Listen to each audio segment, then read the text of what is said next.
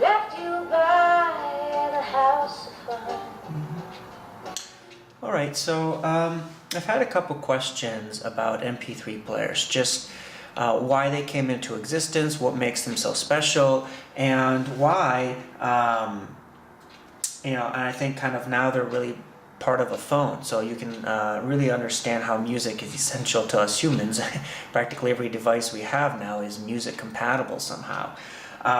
So back in the day, before MP3 players even came about, because of the technical aspect, right? Memory integrated circuits, the development of it, the fabrication of that, and the expense associated with it, we use these guys. And if you've seen my last video, I did a quick review on the Discmans, why, how they work, some cool things about, taking the CD out while it's working with ESP enabled and so on and so forth. So feel free to take a look at that. But one of the major downsides of CDs is that if you're, well, you can probably tell just by looking at it, is the sheer size. So this guy compared to this, you have a deck of cards or you have a CD player, and you can tell which one would you rather have in your pocket carrying it day in and day out. From a thickness aspect, yeah, it's also a little bit thinner. So we don't need to get technical here, you just know, hey, it's a lot thinner and it's clearly a lot smaller. I think when this particular one came out, this is the Rio 500, the first MP3 player I ever had. It had, I think this only operates with one battery versus this takes two, and they last about the same amount of time. This one lasts, 13 hours or 14 hours. This one lasts about 14 or 15. It just depends on how frequently you play and whether you have bass boost or volume on.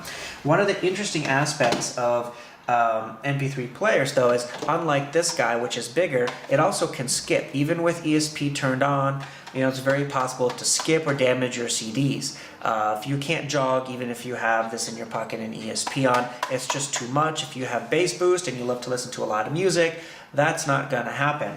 So MP3 players was kind of the other solution to that. You could listen to as much song as you want and move this around all day, jog, walk around, wear these big headphones and look cool. Whatever you wanted to do, and the music wasn't going to skip. Really, this is really not a benefit because it's an MP3 player, but something that I think was a manifestation of technology and computers and software is that if you had a CD, you could only listen to one at a time. So if it was NSYNC right here, you could only listen to NSYNC. If you wanted to listen just to 2 or 3 songs on here, and then you want to listen to Ace of Base, guess what? You got to carry 2 CDs, and then you're shuffling back and forth and all that. That was also solved by having an MP3 player, because you would put the CD in a computer, you would rip it. If you're not certain of what that meant, and you think that I'm physically about ripping a CD, you're too young. But it basically meant you put the CD in your CD player, and it takes that CD format and it converts it to MP3, and it took a long time, because it was basically playing the song and ripping it and copying it and then converting it to MP3. But you could do that, and usually the software was free if it came with the MP3 player. So you put the CD in and you rip the 12 songs that are on here. Same thing with other bands, and then you could have, hey, just the 12 to 20 or 30 songs that you love the most, and you could put them all on here in whatever order you wanted to. It was just genius. The practice of being able to make your own album, have them in a certain order, anyone who was at all a music enthusiast, and frankly, who isn't? We're all listening to some type of music. That was a huge benefit. Yes, for some of you that are old enough, you're thinking, well, yeah, I could have made my own CD, right? Because you could get a blank CD, and same thing, put the music where you want, and put it on the CD. And you could do that, but then you had an issue still that it's a CD and that it's large. And yes, for those that are really knowledgeable and really understood, you could say, well, yeah, and I could even add more CDs, or more music on the CD. Because what came after this guy was it looked exactly the same, only if you looked right above here, it would have something like MP3 compatible, which meant no longer were music played as it was being read like a record player, but in fact it was data that was saved on here. And so the CDs weren't being sold by how many tracks you could have, but how much data. So then, you know, CD used to be, I think, 700 megabytes, and you can still get them today. But then the music was saved on data, which meant you could put hundreds of potential songs on one CD and listen to it on the CD player. That's great. But again, if a CD got scratched, which was easy to do, if you're listening to it on a large bass and it gets bumped, anything like that, is why this came into being. So this is the Rio 500, and it's the only MP3 player that I've actually ever owned, and it also happens to be my favorite. I love the design, the boxiness. You know, you really felt like you were purchasing something, although I actually found it at a fair, believe it or not. It used one battery, lasted about 13 hours. Now this one comes on board with 64 megabytes of memory. Depending on the encoding, it's usually about an hour. This one had an expansion slot. If you use, I think they called a smart card, you could add another 128 megabytes.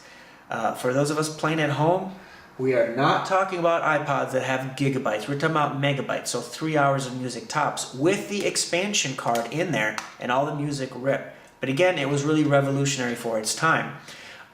So I used it, and the one that I found actually had Red Hot Chili Peppers on there, so that was like double fine, because I love that band, and they're just fantastic. Interesting enough, when this came out in 1999 to 2000-ish, the USB, even though they've kind of the consortium, IEEE consortium, figured out what they wanted and they had a standard, they actually hadn't fully commercialized the details of that. So what you take a look on here, see if I can focus with my camera, that is not an actual USB connector. So you had to have a special one, because here's the, I think what, USB 1.1, and you can clearly see that the length of those two are very much different, including the height. They just don't fit in. And that was unfortunate because it's 18 years old. Where the hell am I going to find the cable? And it was a very special cable. I think the data wires and the power, the 5-volt, were like flip-flopped and everything. So it's basically a custom cable. At any rate, one of the cool things that was really neat about MP3 players like this, and they called this the second generation because it had onboard memory, and you know, you could still play and pause your music just like a CD, but you could do a lot more things. You could find out more information about it. So if you take a look at this LCD, for example, it's pretty detailed about the music, and you could even find and keep ID3 tags. Again, even more information about the song.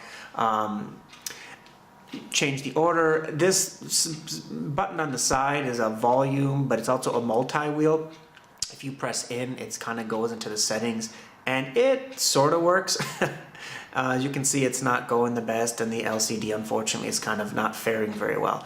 But interesting part about it is, you know, you even had like equalizers. You could say, I want classic sound. Nothing new if you had a CD player, right? They kind of had their own, but it was usually just bass boost or not. This one here, you can actually adjust equalizer and have some pre-programmed. So it was even fancier yet. And this one had EL, electroluminescent. You can maybe tell it's kind of glowing blue. Again, I think this one's going out, or maybe it's just bright light. But you can see that the background was kind of bluish when you were doing adjusting it. And I always found that fascinating as well. As far as how this compares to quality, a lot of people say, hey, if you want the best quality, you still use a CD. They said the CD, the way that it plays, it just sounds better. I don't consider myself an audiophile. I can tell the difference between, you know, bad and good. If I had to tell the difference between good and really good, and frankly, the average user, not some of you, but the average user doesn't really care because they can't discern. So that meant that if you didn't care about the bit rate and you wanted 64 bit rate rather than 128, you could probably store more music on here. So that was kind of the benefits of it. And it operated almost exactly the same as far as headphones. Unlike Apple these days, where every new version of whatever the hell they sell, you got to get a new adapter, you got to get new power, you got to get new case. Everything is new when they upgrade to version 1.0 to 2.0. It doesn't matter. That wasn't the way that the manufacturers thought back in those days. It was more about, what do you have that is compatible, and what can we do to assure that you don't have to buy something new, because it was a huge risk. If they came out with something new, like a new headphone 2.0 as an example, no one was going to use it. Why? They would want to use something that they already own. So it still used the 1/8 connector. You plug that right in and just hit play.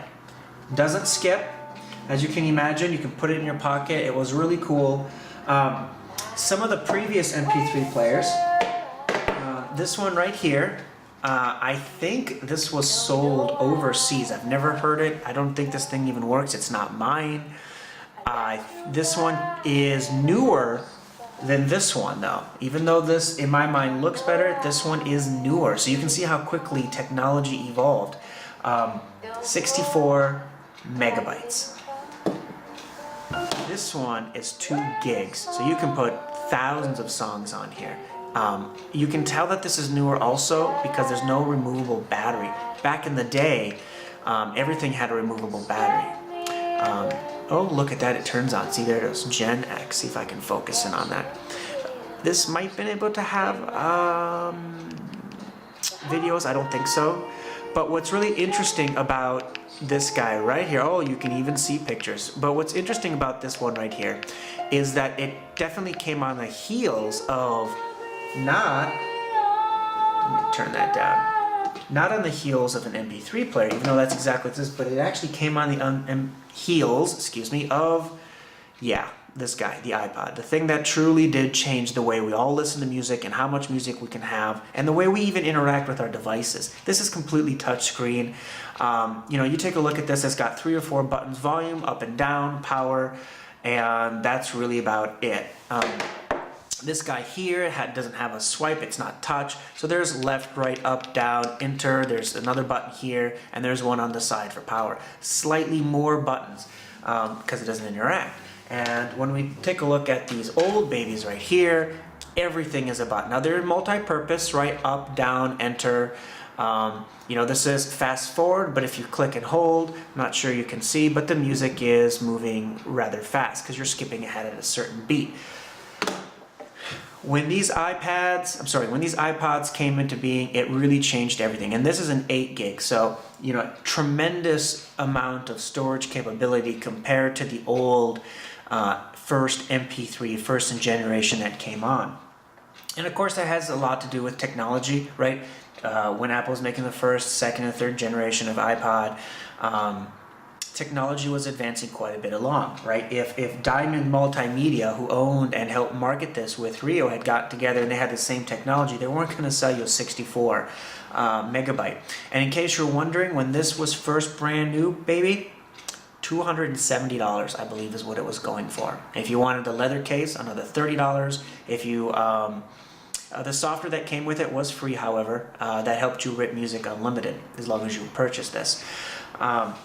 When these iPods, right, this is now an 8 gig, again, thousands of songs. You can view pictures and movies and videos on this, but not so long ago, this was the truly first or second generation of MP3 players. So I think it's significant to understand why MP3 players are so important, because music fundamentally is, I think, part of our existence. We all know this. We listen to our own kind. Try watching a movie without music. You might as well not watch it without audio. Practically everything has music in it. So bumping from, changing from CDs to MP3 players, there's a lot of give and take. Some people would rather use discs because they felt that the album art was a way to appreciate having to kind of listen to the music the way that the musicians and the artists put in order was the way that they wanted it done. And sometimes there was a deep meaning behind that. And I think people really listened and interacted with the bands more, where nowadays you're picking and choosing, you decide what order, good and for the bad. It just depends on how you want to take a look at it. But anyway, so Rio 500, really the second generation of MP3 players that really, I think, made a hit. Everyone just basically heard about it. It was synonymous then. And if you really want to check your age, this was compatible with, I want to say, Creative Multimedia. You guys remember those 5.1 PCI cards that had to be compatible so you can listen to more music? That's what this was compatible with. That's the age. If you ever heard of EJ, I believe it's the same type of era. So at any rate, last thing I wanted to mention is, in a way, in a very real but not tangible way, I guess I could say it, these actually were kind of the same. And what do I mean by that? Well, this Discman has ESP2, electronic skip protection. And if you've seen my previous video, you let the song play for a couple seconds and you can take the CD out and still listen to the song. Hello, does that sound familiar? A device that lets you listen to a song without a CD? Yeah. MP3 player. That's really the ESP was kind of this idea. And then later on when memory became cheaper, that's when these guys came. So if you want to, give thanks, Apple fans and Androids, don't look at your iPod, don't look at some weird European thing. Look at these guys. Because when ESP came around, and that technology and fabrication and the electrical engineers and physicists and scientists figured out how to make things smaller, better, faster, and economically viable, that ESP really turned into MP3. ESP MP3? ESP MP3? So it's pretty cool to sometimes see how technology really seems like an evolution, a lot of respects, and thus that don't know that background think it's, oh, revolutionary. Wow, how did someone come up? How did these companies come up with this? Well, there's a lot of behind the scenes development that took place, and if you look carefully, you'll realize that maybe it's not as evolutionary as it seems, just revolutionary. And that's what this was. ESP really converted to MP3 once the technology and a little bit of the knowledge to kind of put this idea of memory in its play. Anyway, thanks for watching. If you had a Rio, a Gen X, feel free to comment below, or maybe some of the older ones. I think Microsoft came out with one. Otherwise, have yourself a great day and listen to some good music.